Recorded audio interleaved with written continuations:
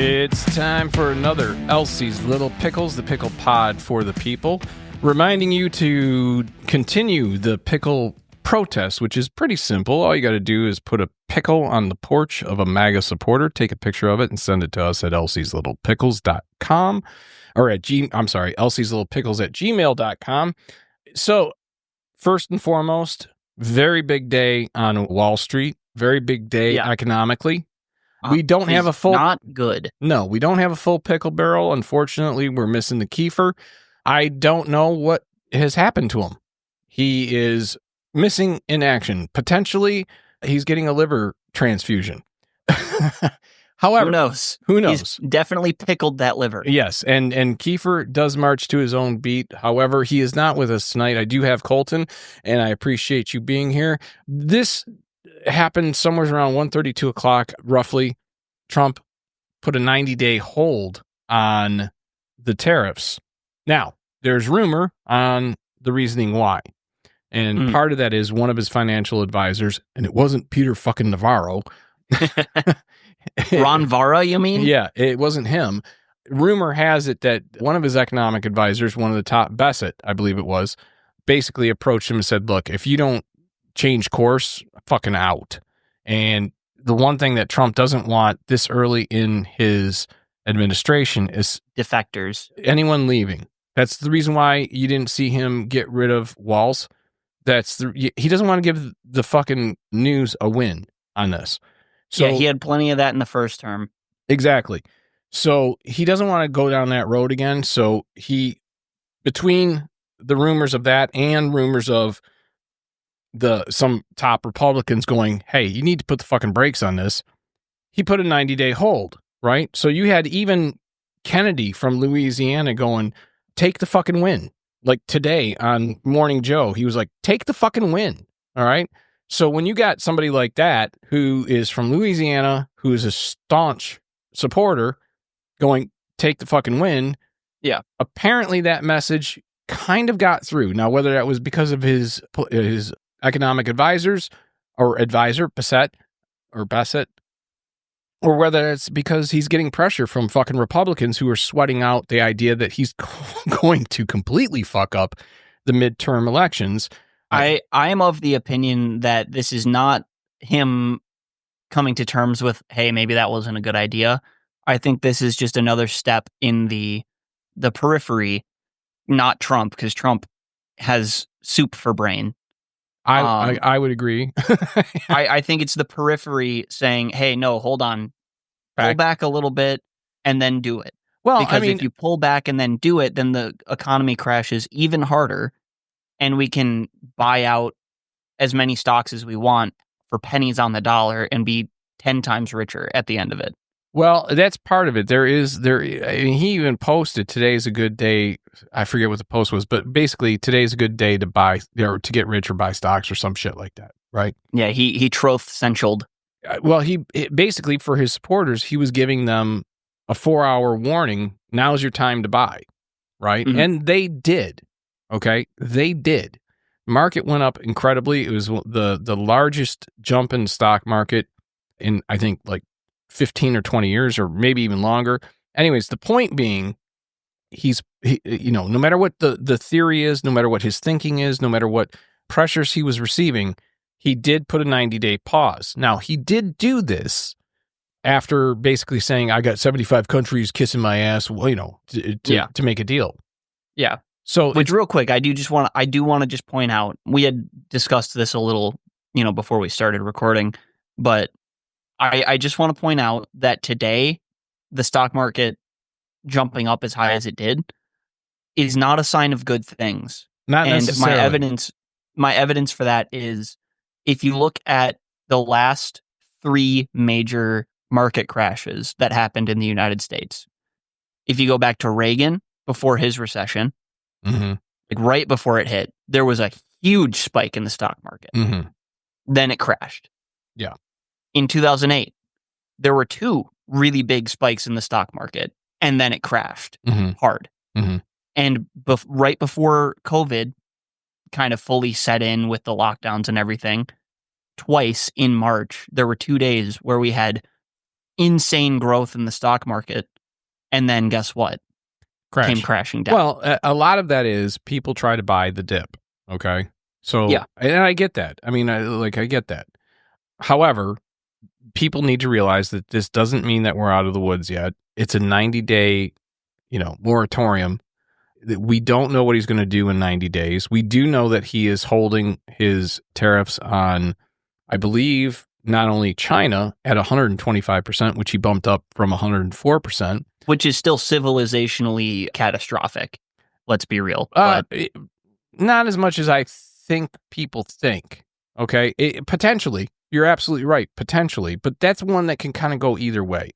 I don't think, though, he realizes specifically with Canada and China, these are people that are pretty hardy. And they've lived poor before. And like Canada, as an example, I mean, those are fucking robust people who are willing to go, no. Well, even more than that, when it's only one country causing the stink, like right now, which is China, the rest of the world is going to move on. Right. So we're not holding up the other 7.6 billion people. Yeah, they're gonna go on with their life. On without us. Yeah, and I think that's the mistake that Trump is making, is he doesn't understand that there are over 7 billion other people that are willing to just fucking move on with their life, even if there's the discomfort of the United States isn't Big Daddy anymore in their economy. However, one of the things I wanted to talk about, and I very, very rarely do this. However, I had, I don't know, it was either yesterday or the day before. I think it was the day before. I had a comment that I don't typically read comments. I accidentally, when I was checking our stats, I accidentally hit community on YouTube and I saw this comment. And I'm glad I did. All right. Mm-hmm. This gentleman, he wasn't nice necessarily, but he wasn't a dick either. And he made some good points. Okay. So I want to read this criticism because I think it's a valid criticism. However, when I'm done reading it, I'm going to give my explanation as to why we didn't cover this. And then I want to delve into it. All right. Yeah. Then we can cover it.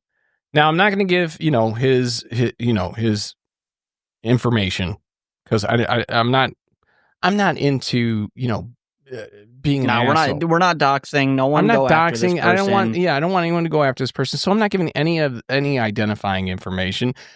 I honestly think that this was a pretty fair criticism. However, I don't think he has been enough of a listener to understand kind of the Elsie's Little Pickles process. Maybe he's a regular listener and I just don't know. Either way, it doesn't matter. I read it, right? So I'm going to read it to everyone. And again, even when he's a little shitty, it's still based on his observation, a valid criticism. All right. So here it is. It's the beginning of well, first off, I should say that this is in reference to third term tariff blues, which was an episode we did 1 or 2 episodes ago. So it's anyone who wants to listen to third term tariff blues, you can see why he made this comment. And here we go. It's the beginning of liberation from globalism. Globalism has been the replacement of U.S. exports with the export of U.S. manufacturing and to the great detriment of U.S. labor. But you guys aren't smart enough to put the pieces together. From the U.S. perspective, globalism was designed to help capital, not labor.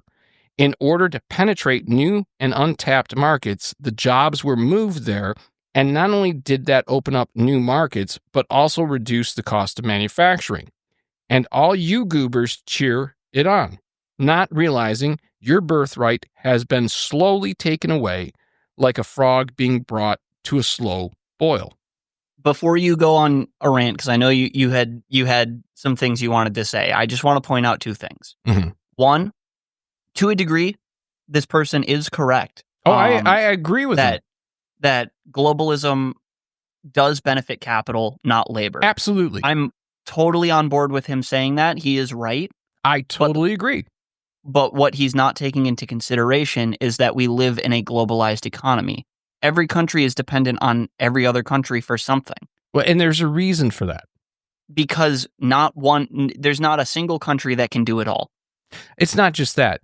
It's also the more you are in business with somebody, the less likely you are to slit their throat. Yeah, it's about working together instead of doing this bullshit Cold War, Cold War II. Right. Now is what is now happening between us and China, which isn't going to end well for us or China. It's not going to end well for any fucking country at all that it gets caught in the crosshairs of. Yeah, we're just bringing back multipolarity. I am a leftist, but that does not mean that I'm supportive of what the Soviet Union did, Right. And what we're doing with China right now is very reminiscent of what we did with the Soviet Union. Well, we're making countries pick a fucking side. And that's the problem. And this is kind of what I wanted to get to. That's part of it. Okay. But let me dig in first off. Okay. Mm-hmm. The reason why we didn't discuss that aspect. Okay. It's not that we weren't aware of it. It's not that we didn't put those pieces together. It's that I assumed our audience is smart enough to realize that is the case. I also made the big mistake, and this I take the responsibility for, of not explaining in that particular podcast or any podcast that I actually do support the idea of reshoring as many manufacturing jobs as possible. I absolutely think that that's a great idea. And I absolutely think that Trump is on the right side of history saying we need to bring more manufacturing back. However, we don't have the infrastructure for it. We don't. Right we now, are a service economy. We are a service economy. We haven't been a manufacturing economy for 40 years. At least. Okay. That ship has long sailed. Right. And just like the plane full of the prisoners sent to Venezuela, apparently we can't call it back. All right. Yeah. Or at least we haven't been able to. Now, maybe these extreme measures by Trump will bring that back. But reshoring is not going to happen overnight. All right. No, that'll take a decade at least, and at great cost to not only the companies coming back, but also to the consumer, the end consumer. And on top of that, when you factor in the fact that Trump is cutting taxes for the top, 10%, and raising taxes for the middle class and lower class. Well, actually, there's talk that he's trying to switch that up a little bit, and he's trying to bring down taxes for the middle class. I'll believe it when I see it. Well, here's my problem. What does he consider middle class? Yeah, I'll believe it when I see it, because his original tax plan, if you weren't making at least $400,000 a year, roughly, your taxes were going to go up. And I'm sorry, but the people that would be working those factories already cannot afford the goods that would come out of that factory, let alone if you hike their taxes up.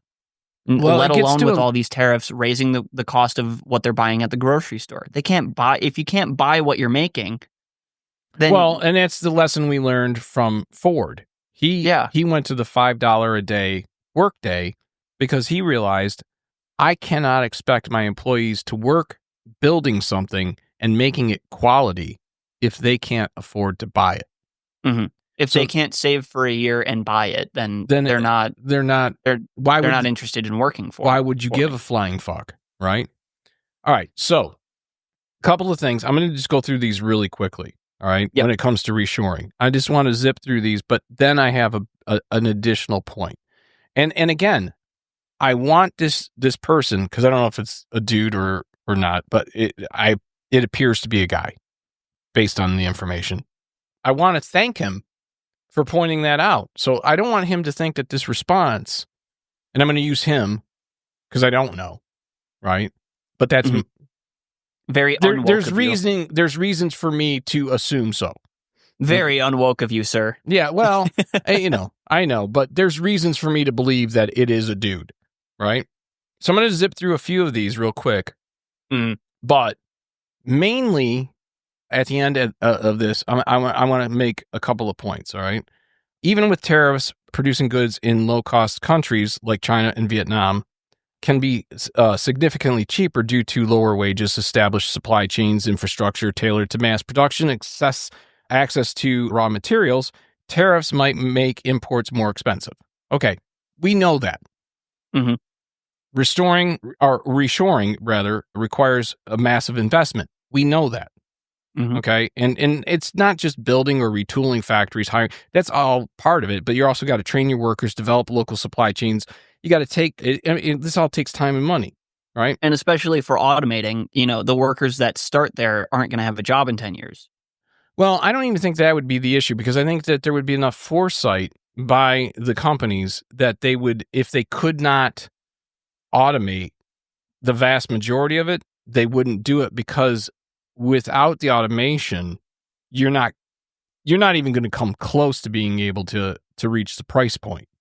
No, which, I mean, you have a point, but again, you're talking about like, you're talking maybe 10 years down the line. So the people that start building that factory, they're not going to have a job for that long. No. But what I'm saying is there's a difference between the people that build the factory, and there's a difference between the people who start at that factory first day. Right. And the people who start at that factory first day, they're going to have that automation already built in. All right. But we'll get to that in a minute.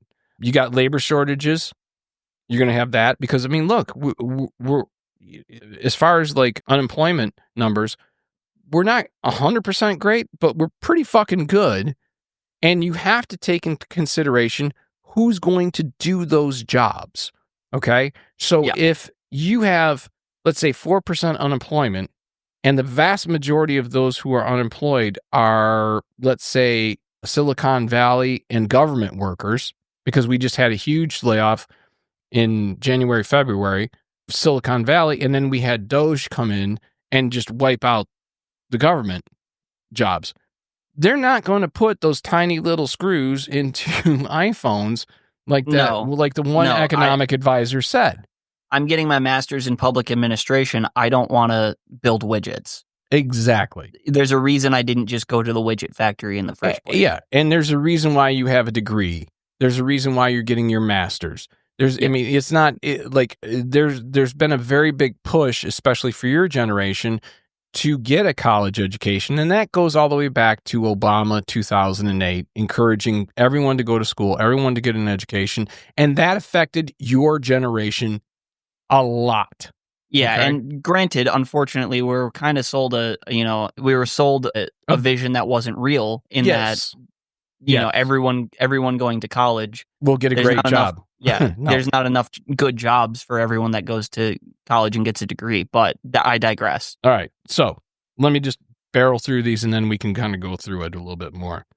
Tariffs can be dodged in other ways. Companies often respond to tariffs by shifting production to other low-cost countries instead of reshoring, changing product classifications, adjusting supply chains to minimize tariff exposure, etc. Globalized supply chains are deeply entrenched. Now, that's important, okay? People don't realize that we live in a global economy. No country is an island in modern Earth. So you got decades of globalization that have created supply chains that are complex, optimized, and international. Untangling those networks just to avoid tariffs isn't practical for most firms. That, I think, kind of sums up why we didn't really think that there was a need to explain that or take that particular topic on. Mm-hmm. With all that being said, none of that includes the idea of, if you're going to have reshoring for manufacturing, are you also going to change the Republican point of view when it comes to unions? Because where you saw the greatest growth in this country was right after World War II, during the 50s. When union membership was at a little over 30%. Exactly. So right now, I think we're floating at like 12%. Are you Republicans, or those of you who are all about Trump's tariffs and all about the strongman tactics and all about, this kind of idea that, it really, what it boils down to is a strongman carousel, right? So which strongman is going to land in China, which strongman is going to land on, Canada. And so Trump wants to be all of those. If you are going to, as the Republican Party, and I say that because Trump's a Republican, and so far, very few Republicans have given him any resistance on this tariff deal. Now, granted, today, a week after announcing it, he backed it down to 90 days. Yeah, after seeing the market fucking take a shit. Yeah, but I don't think he really gave a damn about that. To be perfectly honest, no, because I mean, with his end goal, maybe not his end goal, because again, his brain is soup, but him and the periphery, the real puppet masters, their end goal is to tank the market so hard that all the billionaires, because let's be real, a billionaire, multi-billionaire loses half of their wealth, they're still a billionaire. Mm-hmm. If I lose half my wealth, I'm poor. No, if you lose half your wealth, you're beyond poor. Yeah, exactly. So the billionaires, they can take the hit with the economy taking a shit. It doesn't seem and like... then they can swoop in and they can pick up all of these stocks at pennies on the dollar, and when we come out of the other side, they can be trillionaires. Exactly. And even with that thinking, even somebody who's on Trump's team, Elon, has been calling Peter Navarro dumb as a fucking brick. Okay? Yeah. So there is even pushback, and there's another billionaire that's been pushing back. I forget his name now. But Elon's... Probably Buffett. No, it wasn't Buffett. Guess. It wasn't Buffett. Altman, I think? Sam Altman. Yeah. I think. No, it wasn't Sam Altman. It was somebody else. Anyways, irrelevant. Doesn't matter. There's been like 2 billionaires that push back, and one of them is Elon. Yeah. At least publicly, right? So when you have somebody like Elon who actually puts your ass in office going, what the fuck are we doing here? Maybe it's time to sit up and listen. So that might be part of it too, is that we've all joked about Elon being the real president. Maybe he's got a little bit more of Trump's ear than we think. Yeah. Now, getting back to the idea of unions, it would take the Republican Party completely reversing their points of view regarding... Since like the 70s. Regarding unions. It would take them taking the idea of right to work and throwing it in the fucking trash bin. So when you look at the overall, the reason why us goobers couldn't put it all together... Which I wear that badge proudly, by the way. Too. I am a goober. I am too. I have no problem with being called a goober. But the reason why these, 3 goobers couldn't put it all together is because we actually already had it together. And we made the mistake of assuming that the audience did too. Mm-hmm. This is what it would take. You have to understand, reshoring at its best is going to be put in a position of almost 100% automation when it comes to these companies, these manufacturing firms, because you're not going to get people in the U.S. to put tiny little screws in. And the people that were in the U.S., they've been flown out, and they're going to continually be flown out of this country. You have farmers, 1,200 a day. You got farmers who are freaking the fuck out because they can't get cheap labor for their farms because of the immigration policy. Mention, just very quick digression. I don't know if you saw this story. I know we're not doing news necessarily, but apparently there's like an actual mass death event with bees, which is stressing farmers out because bees pollinate our food. Mm-hmm. Well, that's actually been a story for a while. I didn't know about a current mass bee death situation, but they've been tracking on a downward spiral for quite a while. Yeah. Which is... It's not just honey. It's literally any crop. Well, that's the problem is they're the little worker bees. Yeah. It's literally any crop. It's fucked unless we... Well, if you don't have pollination. Yeah, if you don't get the pollination, you're fucked. Anyways, back to the point here. When it comes to the idea, I agree with the person that criticized us 100%. I agree in theory.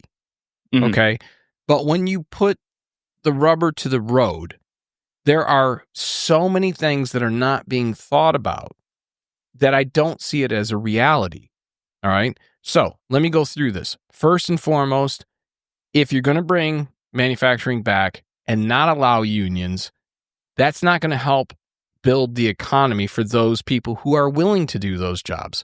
So you're going to have very few Americans that are going to want to sit there and put iPhones together with all those tiny little screws. Because they're going to have a fact. no worker protection. They're going to have no time off. They're not going to be able to bargain for better pay. If they can't get better pay, guess what? This is the reason. They can't buy the product they're making. This is the reason that even in China, workers were jumping out of the fucking building to the extent that Apple had to put suicide catch nets around the fucking building. Yeah. So because it's cheaper to do that than pay them a living wage. Exactly. So let's not fool ourselves into thinking that by snapping his fucking fingers and being a tough guy, that that's going to actually solve the problem. That's not. It's just not. It's not a realistic way of viewing this. Okay? Mm-hmm. So that's first and foremost. So if you don't give them the opportunity to unionize, and if you give them the you're not going to get the workers. And if you do give them the opportunity to unionize, you're not going to be able to afford the product being produced here. And that does not even take into consideration the supply chain of the raw materials, which guess fucking what?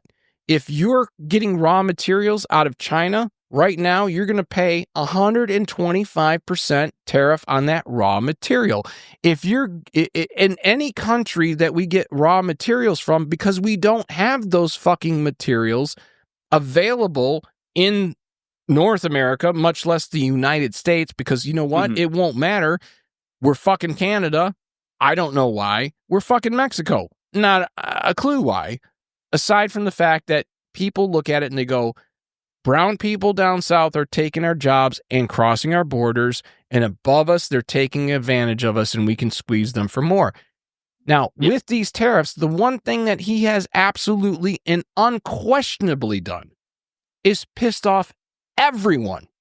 Yeah. Even if they come kissing his ass and sucking his dick to get a better trade deal, the worm has turned. He's shown his true colors.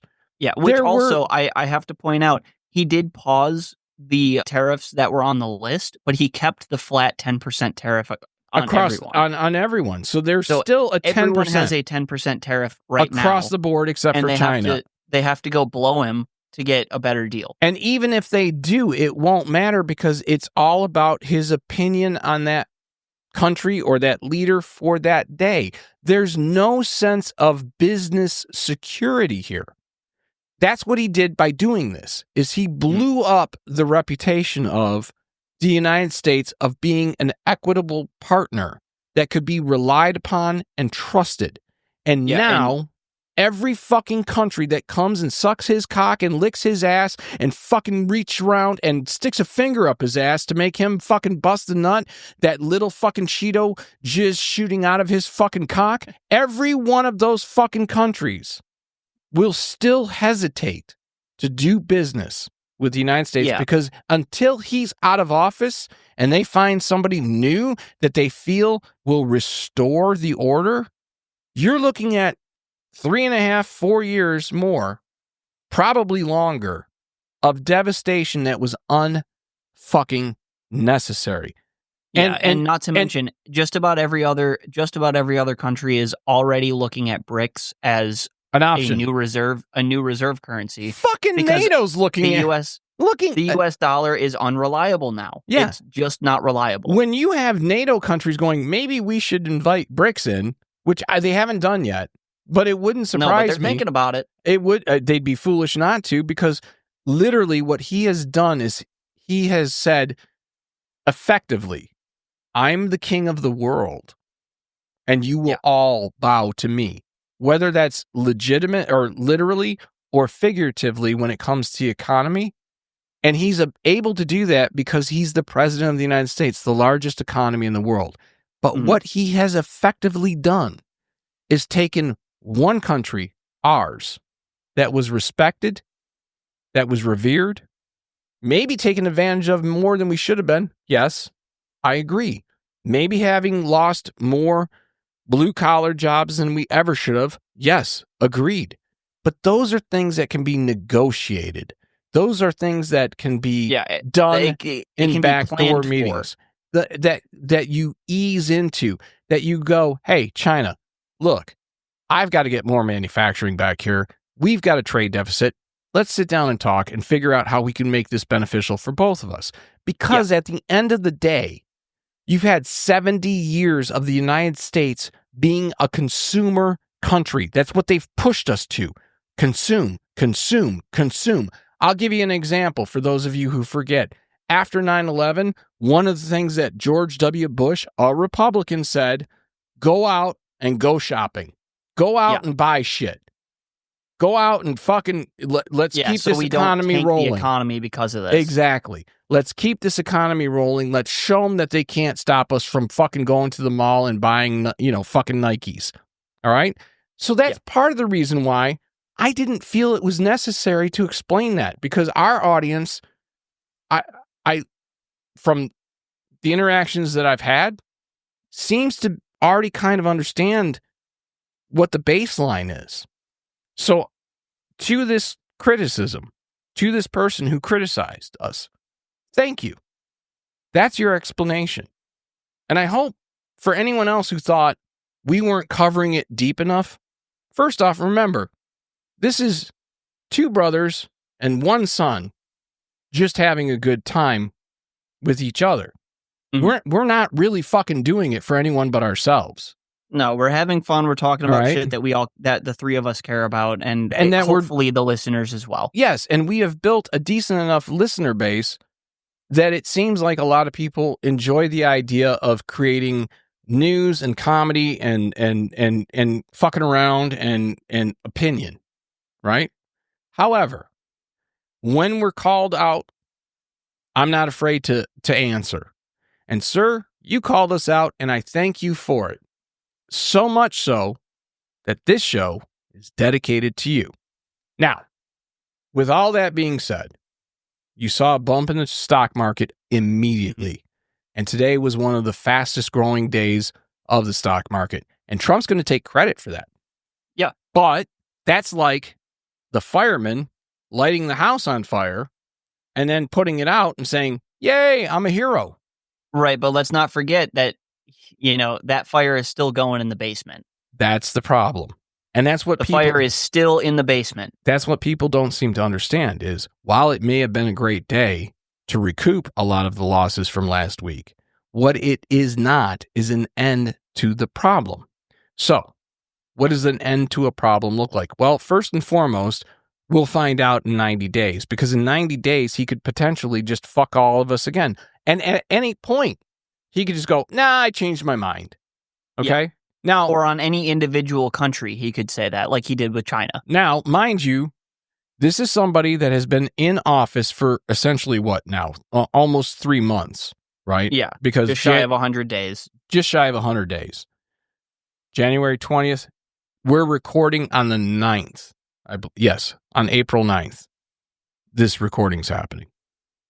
The amount of devastation that he has done to this country in that short period of time, I don't think most people recognize. And the wait what is continuously coming towards you. Yeah, like if he somehow were deposed as a leader, like tomorrow, we're still talking 5 years of recovery. Probably 5 at this point, in less than 100 days in office.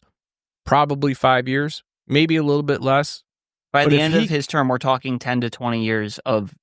We might be talking generational. Yeah. Okay. So, what does that mean? We're talking post-World War II German reconstruction. Like, that's what we're talking right now. Yeah, it's not far from that. I mean, it took until 89 before they were allowed to be their own country.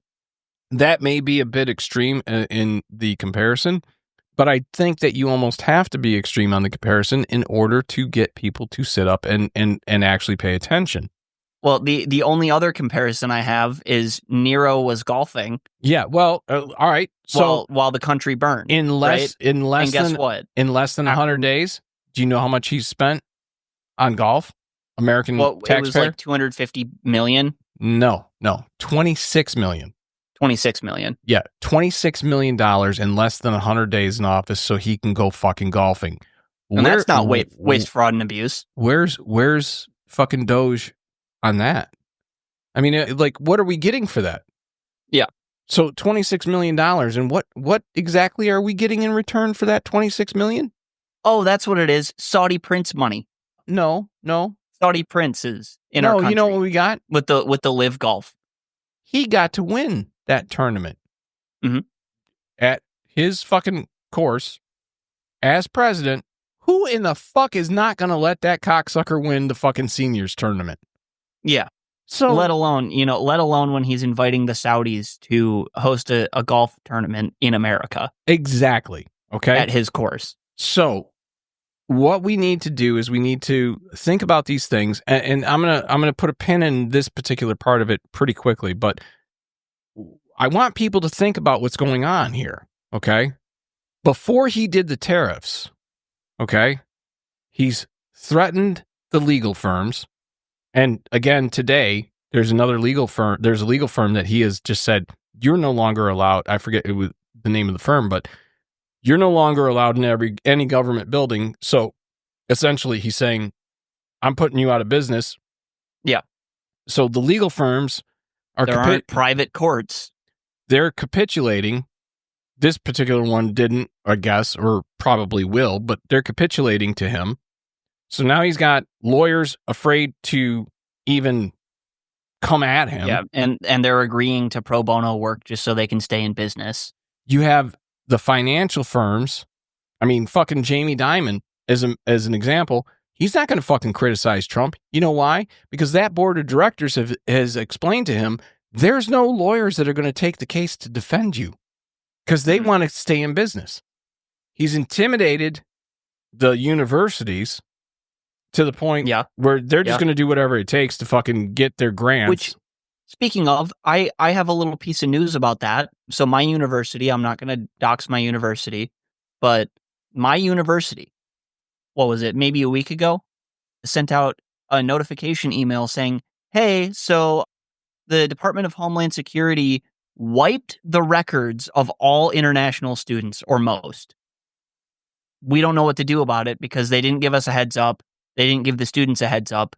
They just wiped their records entirely. Well, not just that. Do you realize that the students that come in from abroad are terrified, and the universities are supposed to try to be there to guide them with their education visas, and they don't even know what direction to turn because there's no guidance on how to do this. Now, on top of that, you have the IRS being required to hand over information of anyone that they believe to be here illegally. And that, I mean, this is. Yeah. And, oh, by the way, Trump is in the White House floating the idea, in air quotes, of deporting U.S. citizens. Exactly.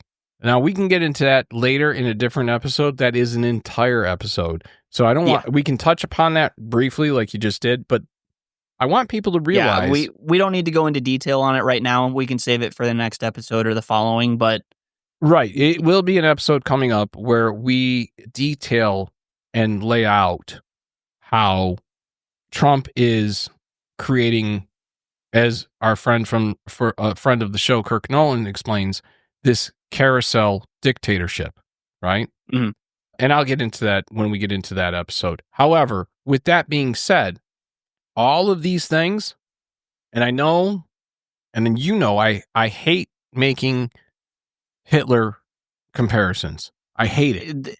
It's unfortunate that we have to, but the reason I hate it is because it's overplayed. Everyone's done it, but it's apt in this situation. When you look at what Hitler did, attack the news, attack the lawyers, attack the education, and then attack the economy. Like, all of that is the precursor to when Hitler lost his shit and went fucking off the boards. Yeah, not to mention, and I'm not comparing, Hitler started the Holocaust by saying we're going to deport the Jews. Right. Now, and that became too expensive and too difficult, and logistics didn't work. So guess what? Welcome to the gas chamber. Welcome to the oven. If the Germans run into a logistical problem, what makes you think that America won't hit it quicker? Exactly. And we're already seeing that. And we're already seeing, like, even, 250 people that were deported and taken to that Venezuelan shithole or whatever prison? Is it Venezuelan? Yeah, El Salvador. El Salvadorian prison, sorry. Yeah, which is literally, like, one of the most inhumane, brutal supermax prisons in the world. They're finding out that most of them didn't even have a fucking criminal record. And those who did, it was minor. It was, And some of them were legal citizens. Yes. So, and Trump has more than once floated the idea that he wants to send our baddest guys. We got some bad dudes out there. And I would be happy to send them to, we got some bad hombres.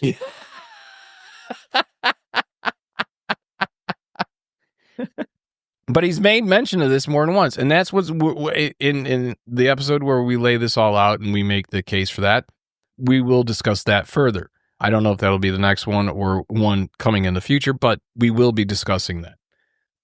However, on a bit of a pivot, one of the things I was happy to see, and one of the things that I was proud of you for, is taking part in what was arguably one of the largest protests, I think, this country has seen. The estimates for the hands-off protests nationwide were somewhere in the multiple millions of attendance. Yeah. You even had fairly large protests in very red states. Like Montana had, I think, nearly 500 people participating. Well, I was, and it's one thing to that is amazing that 500 people in fucking Montana, because that's what, half the state. Yeah. The thing that was interesting to me though was there was over 30 of those protests in Michigan. Really? Yeah, there were over 30. So the thing that's interesting is you had the main areas, but you also had people, like, they were doing this protest. So, like, senior citizen homes, right? Like, assisted living and that, they couldn't make it to, the big fest on that. But they were outside at the street corner in their wheelchairs and holding their walkers and holding up signs and they were protesting on the street just like everyone else. And it just, that to me was wonderful. And it was wonderful because it warmed my heart that these people who are, on their deathbed are willing to go, I'm going to get up, I'm going to roll my ass out there, or I'm going to take my walker out to the street corner, and I'm going to be there with, Ethel and and fucking Esther and all of them, right? Margaret, you're invited too. Let's go. And you see these little old ladies holding each other's arms, and they're, just making their way to the fucking street with their little signs that they made in fucking craft class.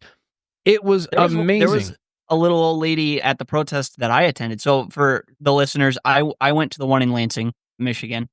That was the closest large scale one. And how was it? It was incredible. It was incredible.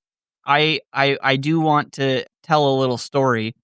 So first of all, when I and by the way, for the listener, this is the first time that we have discussed this, because I wanted to wait and do this on air so that everyone knew my responses are genuine. So if I go, are you fucking kidding me? I mean that. And if I go, are you fucking kidding me? I mean that too.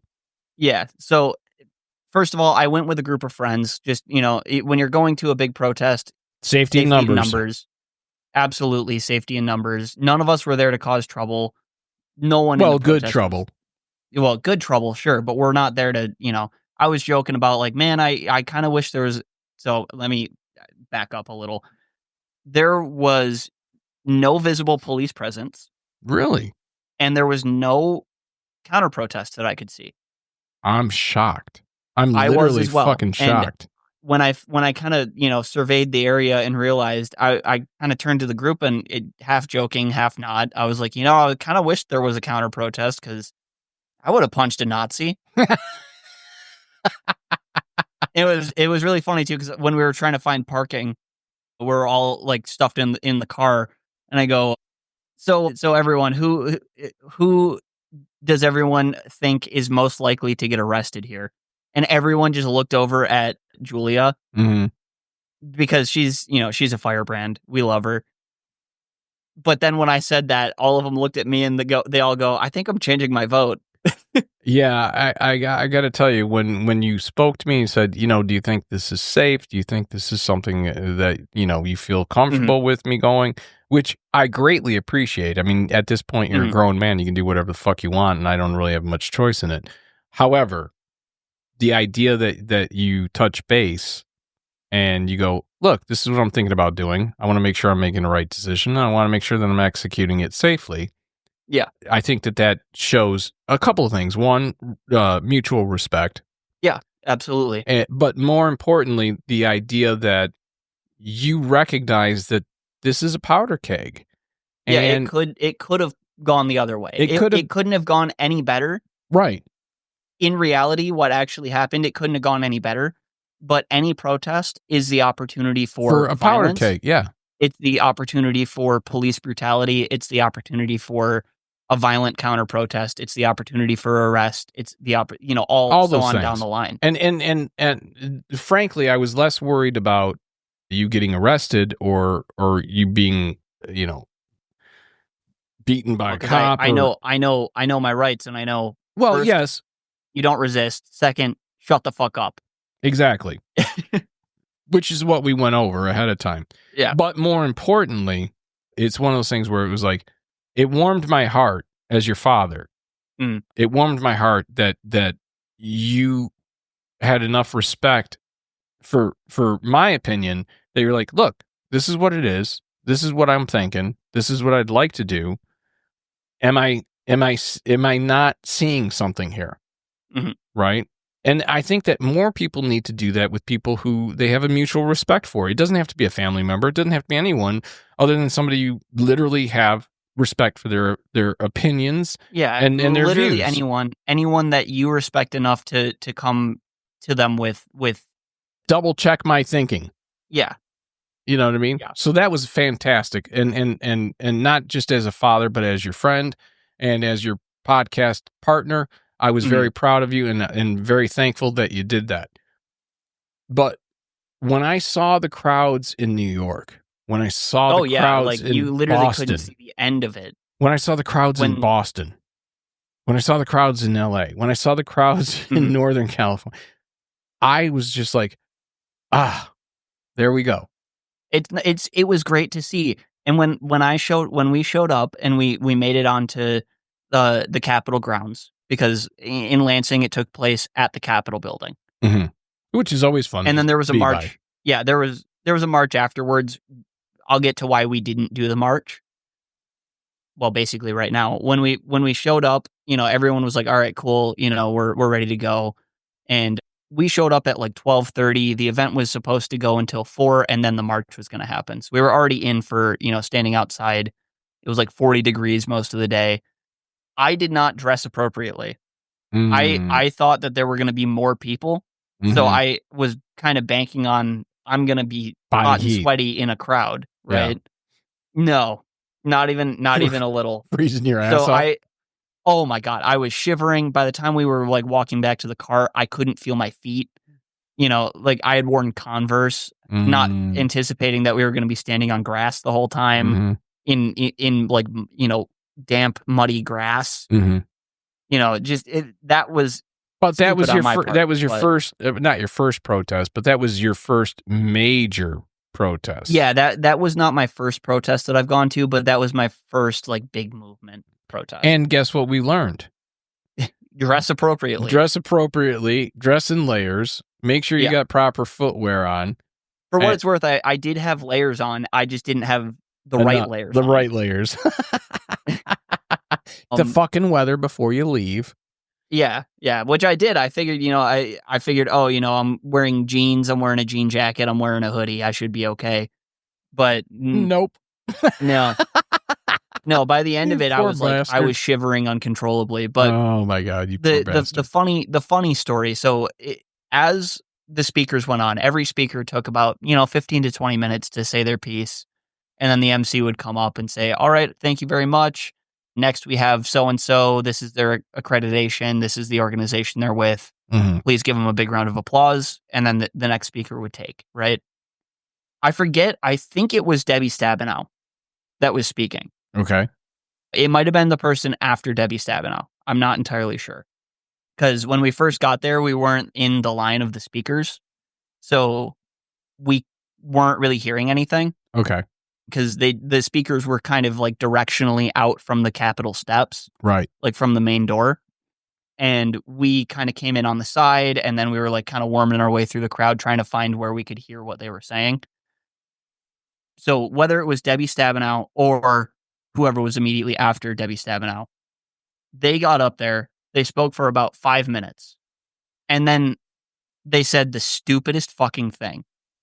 Keep in mind, we're estimating, I was asking my group, we were all estimating, we were like, how many people do you think are here? And I was like, I don't know. Like, if I had to guess, probably between 2,000 and 4,000. Mm-hmm. It was sizable. It wasn't Boston big. It wasn't New York big. But it was big enough. It was Michigan big. Yeah, we're in Lansing. Right. It was Michigan big. It probably was not anything compared to Detroit, but, So 2,000 to 4,000 people. And whether it was Debbie Stabenow or the person after them, they had made the comment, all right, so I need something from you guys as the audience. I need you to not badmouth Democrats right now. And Nick in my group shouted, "Do your fucking job." And the entire crowd started chanting, "Do your job. Do your job." They whoever it was went silent for a couple seconds and then said, "All right, thanks, bye." Really? Yeah. I gotta believe that was the speaker after Debbie Stabenow, because Debbie is. I think so, but Debbie's got a Falcon backbone. She's not backing off that easy. Yeah. I think it was the person after them, because I didn't catch the name. I just know Debbie Stabenow was speaking in that area of time. Yeah.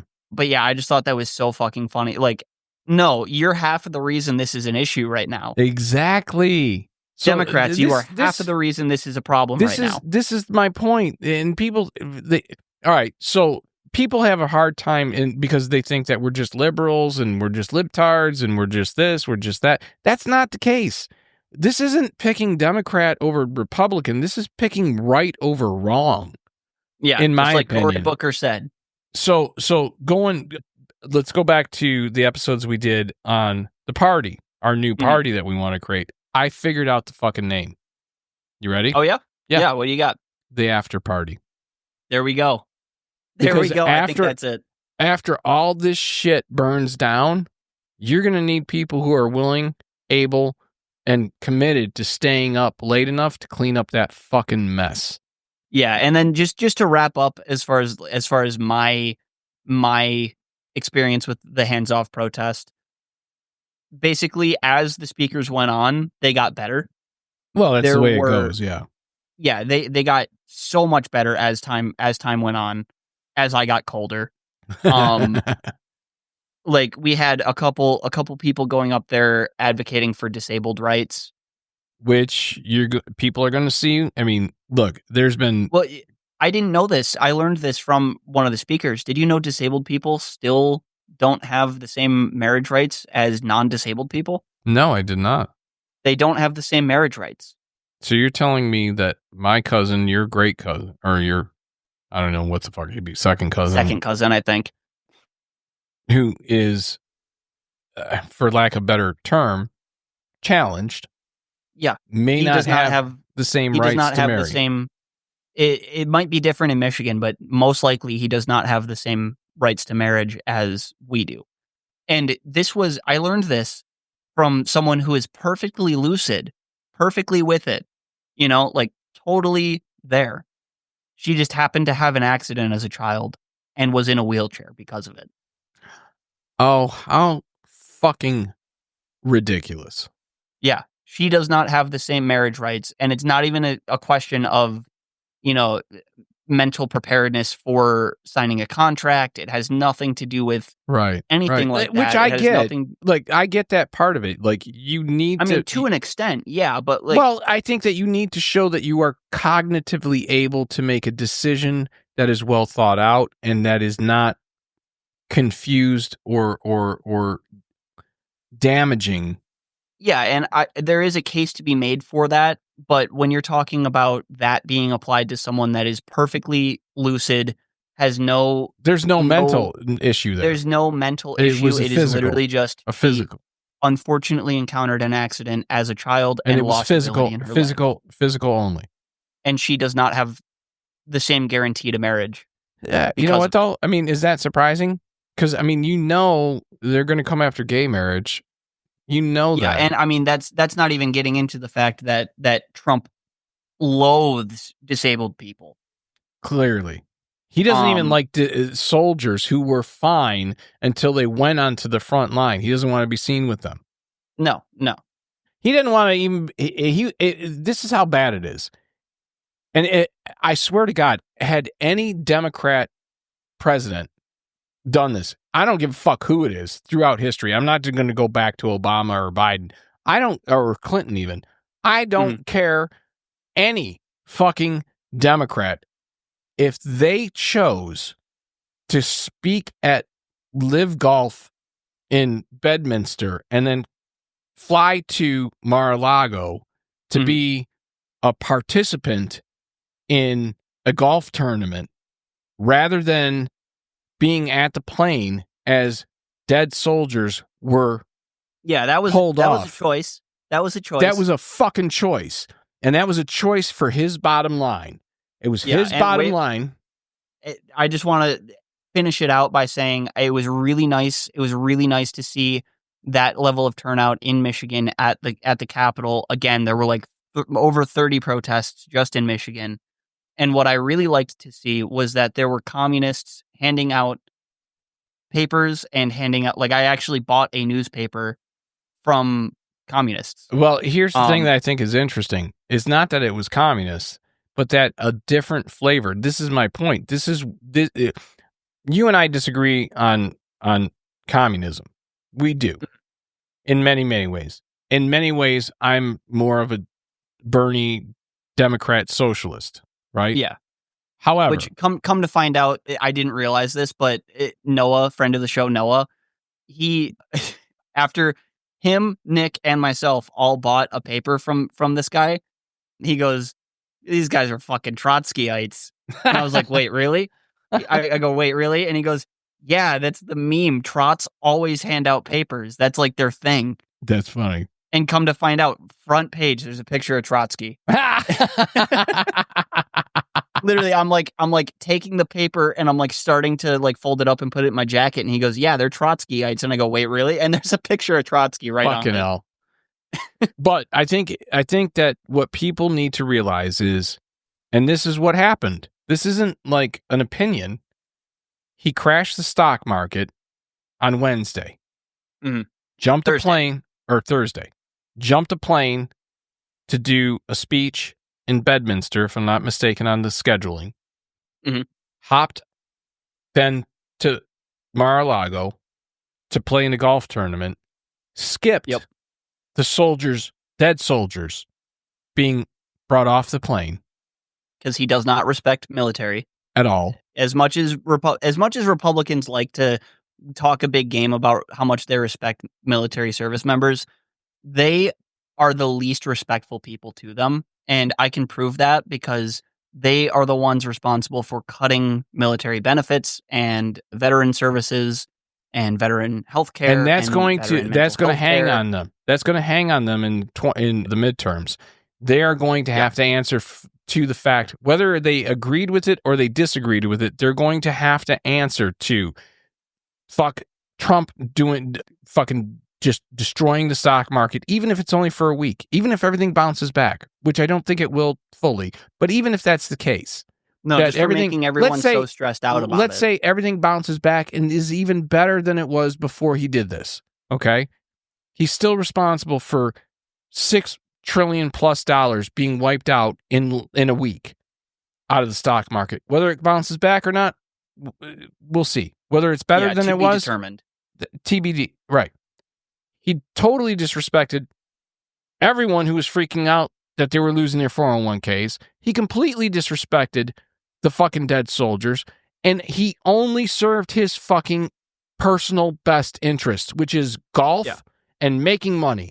And with that, that's another Elsie's motherfucking little pickles.